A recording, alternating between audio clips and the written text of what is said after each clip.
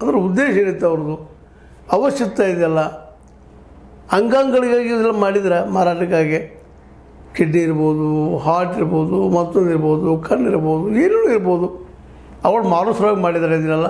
ಯಾಕಂದ್ರೆ ಇವೆಲ್ಲ post mortem ಆಗಿದ್ದು ಎಲ್ಲಪ್ಪ ಅಂತಂದ್ರೆ ಸರ್ಕಾರಿ ಆಸ್ಪತ್ರೆಯಲ್ಲ, ಇವೆಲ್ಲ ಆಗಿದ್ದು ಈ ಒಂದು KR ಹೆಗ್ಗಡೆ ಅವರ ಪ್ರೈವೇಟ್ ಹಾಸ್ಪಿಟ್ಲಲ್ಲಿ. ಯಾಕೆ ಬೆಳ್ತಂಗಡಿ ಈ ಒಂದು ಬೆಳ್ತಂಗಡಿಯಲ್ಲಿ ಒಂದು ಶೈತ್ಯಾಗಾರದ ಅಥವಾ ಈ ಒಂದು ನಮ್ಮ ಹೆಣಗಳಿಡುವಂಥ ಜಾಗದ ಅಲ್ಲಿ ಪೋಸ್ಟ್ ಮಾರ್ಟಮ್ ಮಾಡೋ ಸಾಧ್ಯತೆ ಅಲ್ಲಿ ಯಾಕೆ ಮಾಡಲಿಲ್ಲ, ಅಥವಾ ಮಂಗಳೂರಲ್ಲಿ ಬೇರೆ ಬೇರೆ ಗೌರ್ಮೆಂಟ್ ಹಾಸ್ಪಿಟಲಲ್ಲಿ ಯಾಕೆ ಮಾಡಲಿಲ್ಲ ಅನ್ನೋಕ್ಕೆ ಇವತ್ತು ಗೊತ್ತಿರಲಿಲ್ಲ.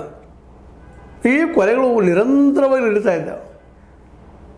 ಇವತ್ತು ನಾನು ಪರ್ಪಸ್ಲಿ ಸೋಮನಾಥ್ ನಮ್ಮ ನಾಯಕರ ಮಾತು ಯಾಕೆ ಬಾಜು ಹೊಡ್ತಾ ಇದ್ದೀನಿ ಅಂದರೆ ಅದನ್ನು ಬಿಟ್ಟು ಇದನ್ನು ಮಾತಾಡುವಂಥದ್ದು ಇವತ್ತಂತ.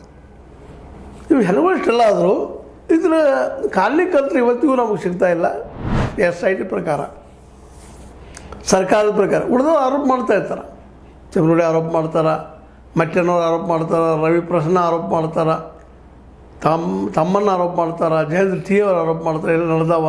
ವಿಠಲ್ ನಮ್ಮ ಗೌಡ ಮಾಡ್ತಾರೆ, ಇದನ್ನು ಆರೋಪ ಮಾಡ್ತಾರೆ. ಮತ್ತು ಅವ್ರು ಹುಡುಕಿ ಕೊಟ್ಟರು ಶವಗಳನ್ನು.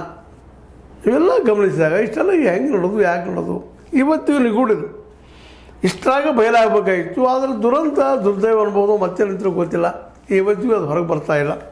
ಯಾಕಂದ್ರೆ ಇವೆಲ್ಲ ಆರೋಪ ಮಾಡೋದು ನೇರ ಹೆಗ್ಗಡೆಯವ್ರ ಮೇಲೆ. ಹೆಗ್ಗಡೆಯವ್ರನ್ನ ಮುಟ್ಟುಬಿಡ್ತಾರೆ ಇವರು